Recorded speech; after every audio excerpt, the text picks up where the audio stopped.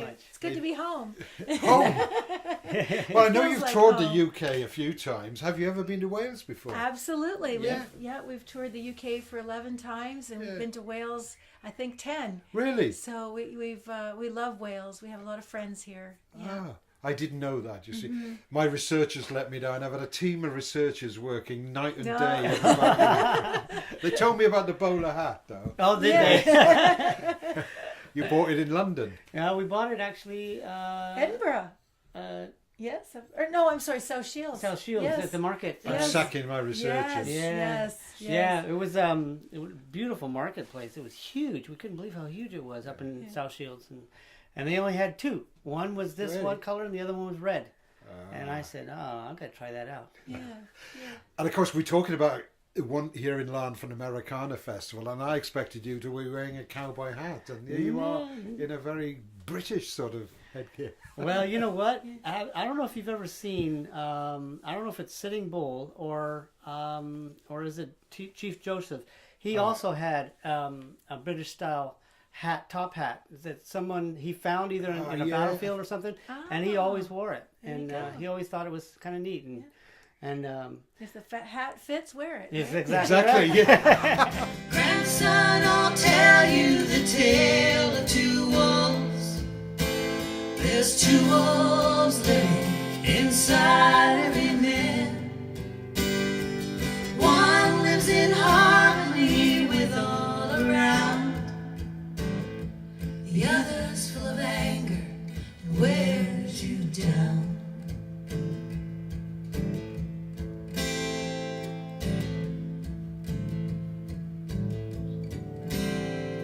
I too have struggled, I feel them inside.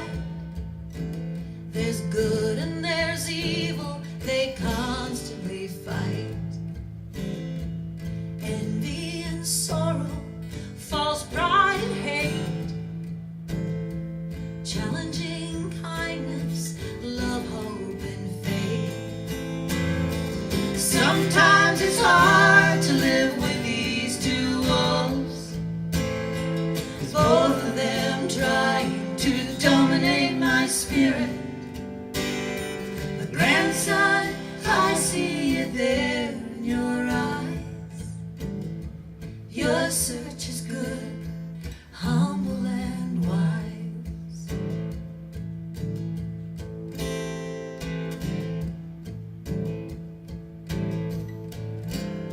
Grandfather, I hear the words that you say, but there is a question that still remains. Are these two wolves wrestling within? How do I know which one will win? How will I know which wolf will win? Grandson, I'll tell you the tale of two wolves. There's two wolves living inside every man. One is compassion, the other is greed. The one that will win is the one that you feed. You ask which wolf will win, it's the one that you feed.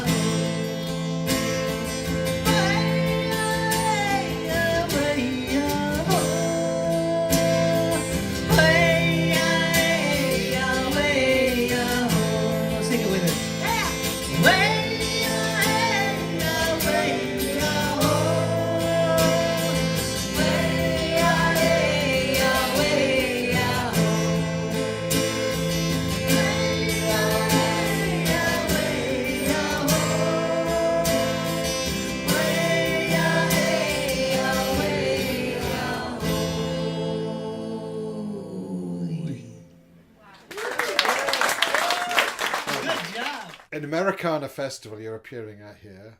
You're Canadian, which is in America, of course. How did you get started in music then in the first place? Well, I started when I was about 12 years old, entering singing contests. And I entered the Canadian Open Country Singing Contest in Canada and won. I won that one when I was 19. And so I received a free recording contract and got to go into the recording studio. And so I bought a guitar with some of the money I won and wrote a song and recorded it and released it to radio. And next thing you know, I'm on TV with Johnny Cash and June Carter. Really? And, yeah.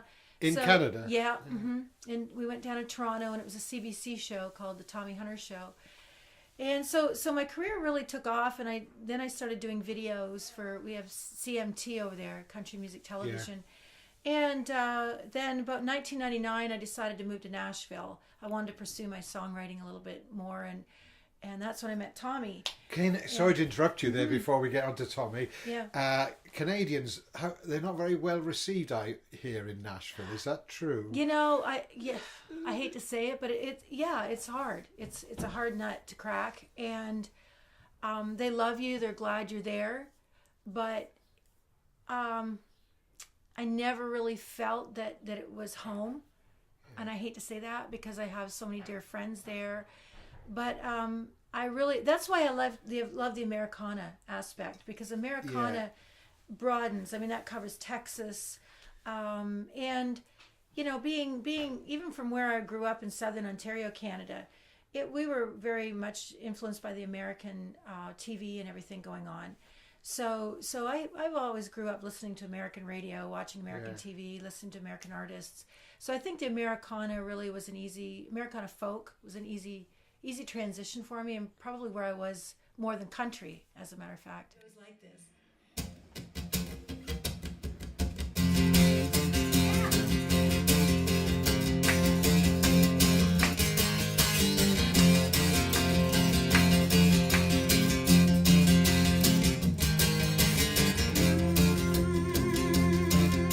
Yeah. We're rented.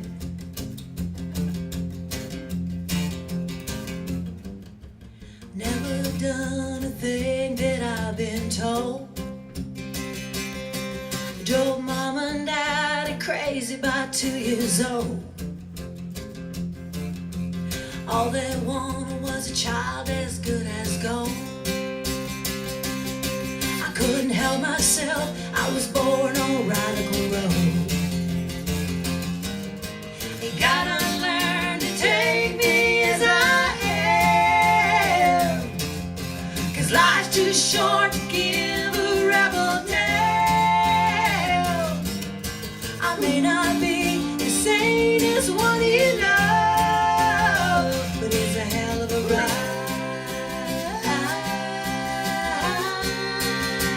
down radical road. Your background is not in country. I mean, I think you come from a rock or a heavy rock background. Tell us a bit about that is correct. how you got yes. started. Yeah, I picked up my guitar at 12 and decided I was going to be the next guitar hero, the biggest rock band that I could possibly get into.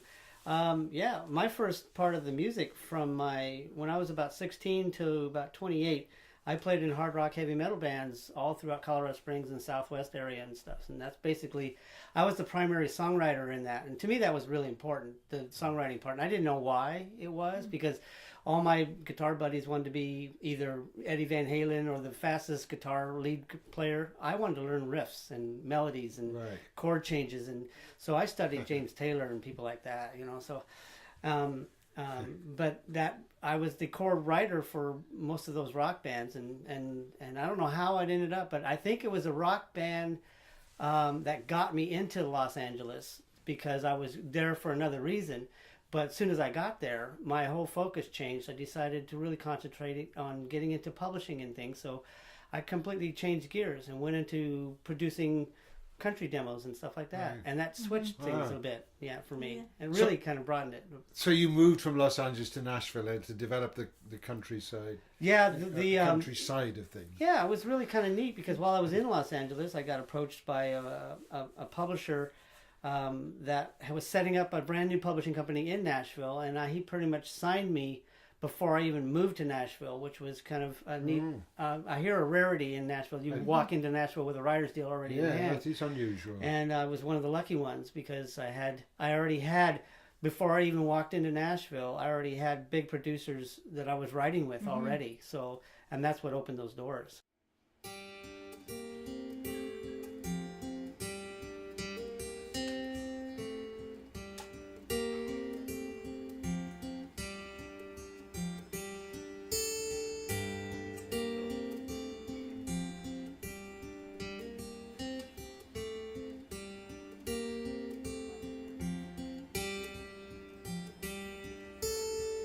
I'm looking up from a hard place. Mercy on my soul. Feels like I'm caught in a wire cage. The twilight falls through my window. A shadow comforts me. A nighthawk diving, soaring. She's so free. Fly, nighthawk, fly. Oh, why, nighthawk, why? Tell me the romantic story of how you two met. Well, segue, because we met through Tommy's publisher. Right. I had met him a year before. I had been down recording in Nashville and met Alan through my producer at the time. So a year later, I was down in Nashville getting ready to move there and performing, and Alan came in to see my performance and invited me to the studio to meet some writers. So that's where I met Tommy. And we just started writing at first, and then became friends, and then started dating, and we're celebrating our 10th wedding anniversary. So. Yeah. Oh, well, congratulations. Yeah, thank you. Well done. Yeah. Have to buy yourself your hat as well. Yeah, to go so- with this hat, Yeah. to celebrate the 10th A crown. anniversary. There you Yeah. go. There you go. I can see who's in charge of Yeah. this side of it. Do right, yes. That's great. 10 years. I mean, again, it's a bit ambivalent about songwriting partnerships. You think male and female ones, that whether they should be romantically involved Right. or not, Right. even though they're writing songs about It's romance. tricky. It's very tricky, because it is. It's like if the relation, we knew that we had this great writing relationship, and we were friends, but we were scared because what if the romantic part didn't work out? Then it's and also when you're in Nashville, you are writing to get get heard and get established, and so you don't want to go around burning bridges and having relationships that go bad, and so so we really took our time with it, made sure that we were right together. Yeah. And it worked out. Just yesterday I found you wounded on the ground. Your feathers couldn't lift you. I heard you open your throat and fail an eerie tune. It broke my heart 'cause I felt just like you. Sing, nighthawk, sing.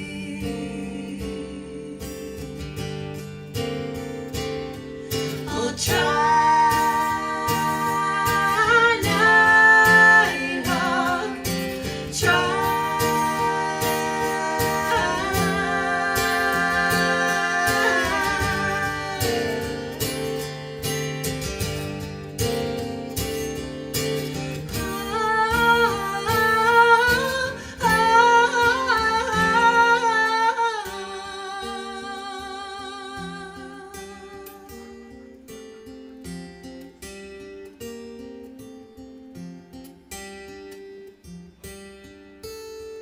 How can we get so broken?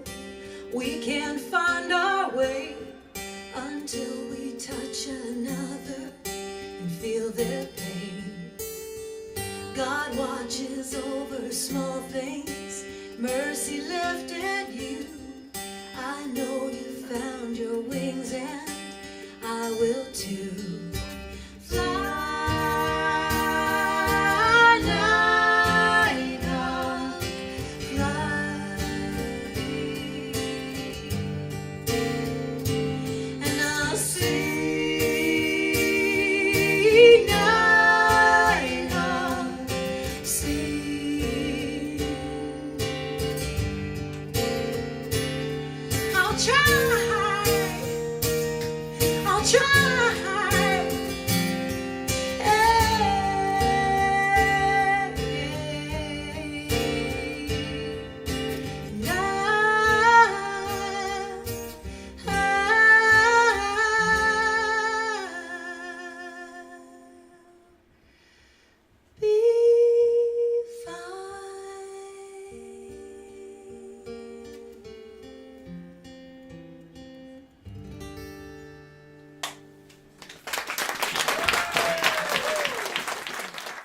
Your voice is great. You've got a fantastic voice, thank you. and but the songwriting I like. It's not just about moon and June and romance and relationships. You know, I mean, Right. the Nighthawk song, for example, Yes. which is Yes. on not the current album. Is it the one before? Break these Yeah. chains. Yeah. Yes. Yeah. Yes. So, how does it? How do you kind of go about? How does it work? The mechanics of writing a song like that. Then? Well, Nighthawk. Well, for example. For example, is based on a true story.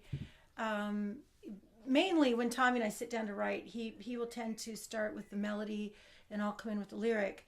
That one, Right. I just found this Nighthawk that had been hit by a car on the end of our lawn, and so at the same time I was going through some kind of self-discovery, you know, a transitional period within myself, and so the Nighthawk represented me finding my voice, reclaiming my voice, so to speak, Right. my inner voice. And so when the whole process was over and the Nighthawk had survived and she was free, I really wanted to capture that story almost like in a photo album. So we sat down and we wrote that melody and lyric at the same time.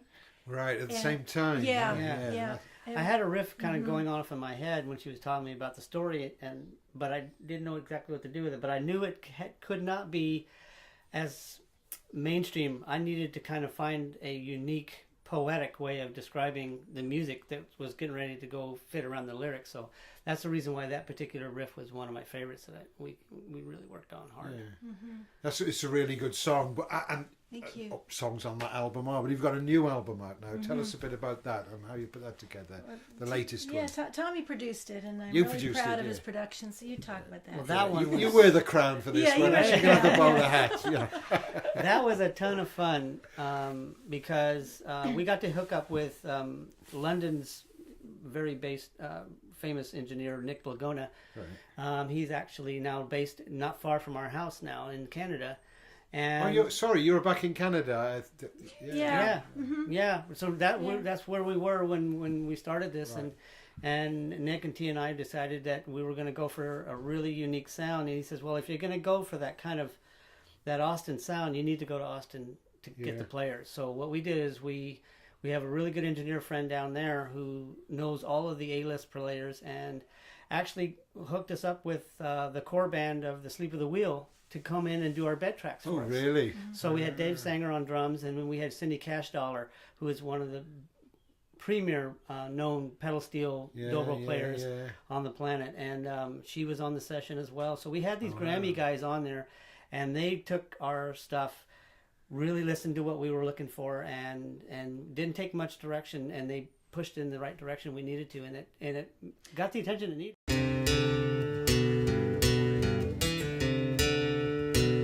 You had a good night? Yeah, good.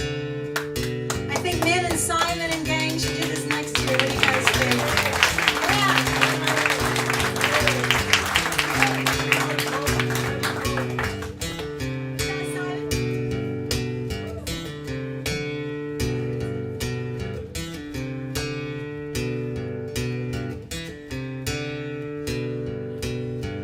Gonna break these chains, gonna let them fall till nothing remains but love, that's all. I'm dragging some demons round, working hard in my sleep, living with fears that keep me down like chains around my feet. But I believe, yes I believe, I'm gonna break these chains, gonna let them fall till nothing remains but love, that's all. Everybody's got a box of rocks, heavy with regret. Angry words and jealousy might hold me back, and yet I believe, yes I believe, I'm gonna break these chains, I'm gonna let them fall till nothing remains but love, that's all. It's the only thing that matters. Everybody's got a key. Let it open up your heart and be free.